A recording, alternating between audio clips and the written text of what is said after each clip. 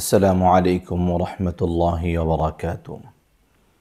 نحمده ونصلي على رسوله الكريم. أما بعد، قال رسول الله صلى الله عليه وسلم: ولا فشى الزنا في قوم إلا كثر فيهم الموت، أو كما قال عليه الصلاة والسلام. প্রিয় মুসলিম ভাই বোনেরা,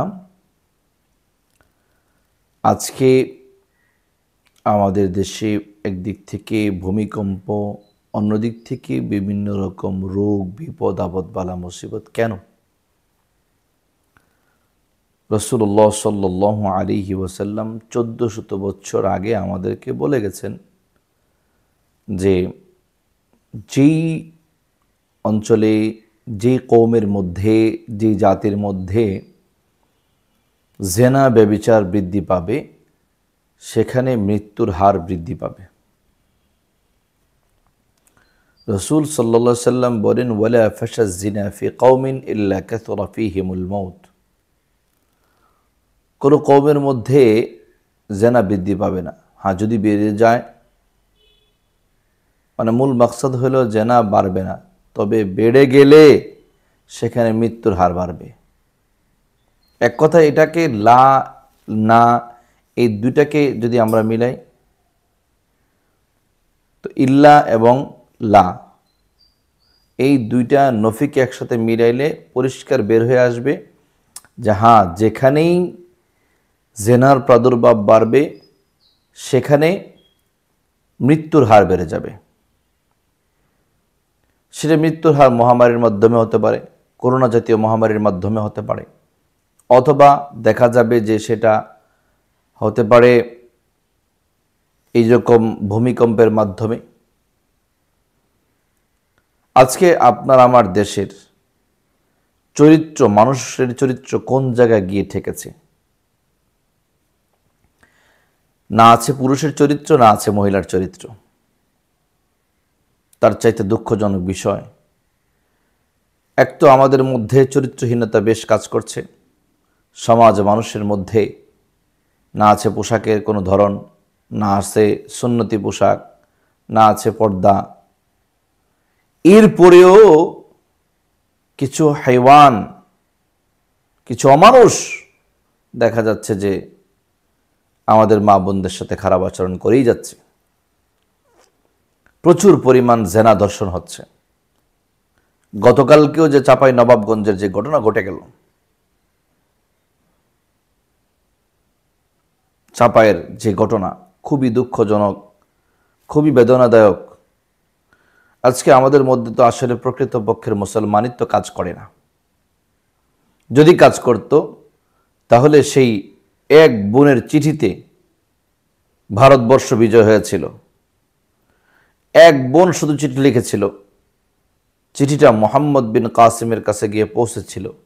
মোহাম্মদ বিন কাসেম সেই সুদূর আরব থেকে ভারতবর্ষে এসে বিজয় করেছিল, কুফরি শক্তিকে খতম করে দিয়েছিল, জালেমদেরকে খতম করে দিয়েছিল। কিন্তু আজকে আমাদের অবস্থা এমন, চোখের সামনে অন্যায় দেখেও আমরা প্রতিবাদ করি না, চোখের সামনে অন্যায় দেখেও প্রতিরোধ গড়ে তুলি না।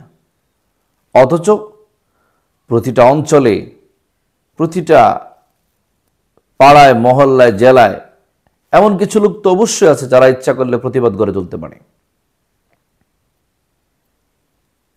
রাষ্ট্রের দিকে তাকিয়ে থেকে দেখা যাচ্ছে রাষ্ট্র বাস্তবিক পক্ষে কোনো ব্যবস্থা নেয় না। এ পর্যন্ত প্রকৃত পক্ষে কোনো অন্যায়ের প্রকৃত বিচার পাওয়া আমার মনে হয় আমার দেশে হয়নি। যদি ব্যক্তি স্বার্থকতা, নিজ কেবলমাত্র আত্মীয়, নিজের লোক হয়ে থাকে, তাহলে হয়তো কোনো বিচার, সেটা জেদবশত হোক, যেভাবে হোক করা হয়েছে। বাট এ পর্যন্ত শরীয়তকে সামনে রেখে মুসলমান হিসাবে বিচার আমার দেশে মনে হয় সঠিকভাবে হয়নি। তো জন্য যার যার জায়গা থেকে প্রতিবাদ গড়ে তুলুন, প্রতিবাদী হন প্রকৃতপক্ষে আল্লাহকে সামনে রেখে, আল্লাহর ভয়ে অন্যায়ের বিরুদ্ধে প্রতিবাদী হন। দেখবেন ইনশাআল্লাহ শুধু প্রতিবাদী নয়, যেভাবে বিচার কার্যক্রম কার্যকর করা যায় সেই ব্যবস্থাও গ্রহণ করুন। তাহলে ইনশাআল্লাহ আশা করা যায় আমরা যদি অন্যায় কাজ থেকে বিরত থাকি নিজেরা, এবং সমাজ, রাষ্ট্র, নিজের পাড়া মহল্লা, প্রতিটা জায়গার মধ্যে অন্যায় কাজ থেকে মানুষকে বিরত রাখার কার্যকর পদক্ষেপ গ্রহণ করি, ইনশাআল্লাহ যেই আল্লাহ আমাদেরকে বানিয়েছেন, বড় মোহাব্বত করে বানিয়েছেন, বড় দয়া করে বানিয়েছেন, বড় মায়া করে বানিয়েছেন, তিনি আমাদেরকে ধ্বংস করে দেওয়ার জন্য বানাননি, তিনি আমাদেরকে খতম করে দেওয়ার জন্য বানাননি। আল্লাহ তাআলা আমাদেরকে বানিয়েছেন বড় দয়া করে, মায়া করে, ধ্বংস করে দেওয়ার জন্য তিনি আমাদেরকে বানাননি। নিজাম রীতি চলবে, তাই বলে ধ্বংস করে দেওয়ার জন্য তিনি আমাদেরকে বানাননি। তাহলে ধ্বংস কেন হচ্ছে আমরা, ক্ষতিগ্রস্ত কেন হচ্ছে আমরা? আমাদের অন্যায়ের কারণে।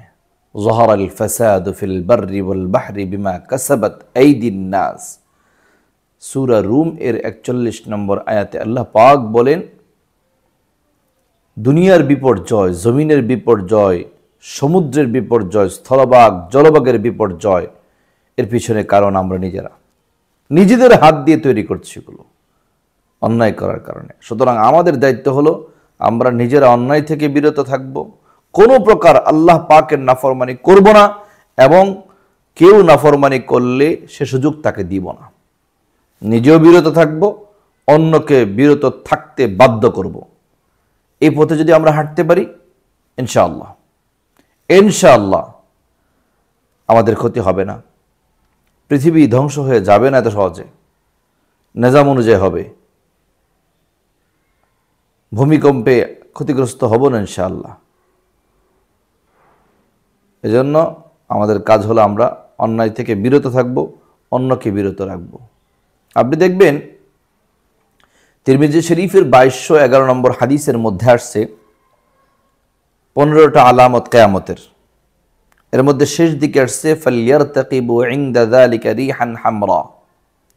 15টা আলামত বলে নবীজি বলেন, তোমাদের মধ্যে যখন এটা প্রচার হয়ে যাবে, প্রকাশ পেয়ে যাবে, তখন তোমরা অপেক্ষা করো। কিসের?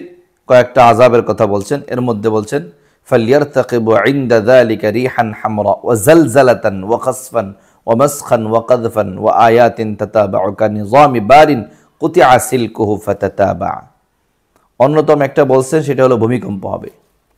আর কি হবে? শেষ দিকের কথা, যে লাগাতার একের পর এক বিপদ আসতে থাকবে। তাহলে আমরা যদি অন্যায় থেকে বিরত না থাকি, এই 15টা আলামতের মধ্যে এটা একটা আলামত যে জেনার প্রাদুর্ভাব বাড়বে, ধর্ষণ বাড়বে, অপকর্ম বাড়বে। সেটা আমাদের সমাজের মধ্যে সয়লাভ করেছে। আল্লাহ পাক আমাদের জাতিকে হেফাজত করুন। নিজের অন্যায় থেকে বিরত থাকব, অন্যদেরকে বিরত রাখবো ইনশাআল্লাহ। যদি সেটা পারি, তাহলে ইনশাআল্লাহ আল্লাহ পাকের রহমত পাবো, দয়া পাবো, মায়া পাবো। আমাদেরকে আল্লাহ ধ্বংস করে দিবেন না। আল্লাহ রব্বুল আলামিন আমাদের সকলকে অন্যায় কাজ থেকে বিরত থেকে নিজেদের জীবনকে সাহাবায়ে কেরামের সেই তরিকা অনুযায়ী গড়ে তোলার তৌফিক দান করুন। আসসালামু আলাইকুম ওয়া রাহমাতুল্লাহি ওয়া বারাকাতুহু।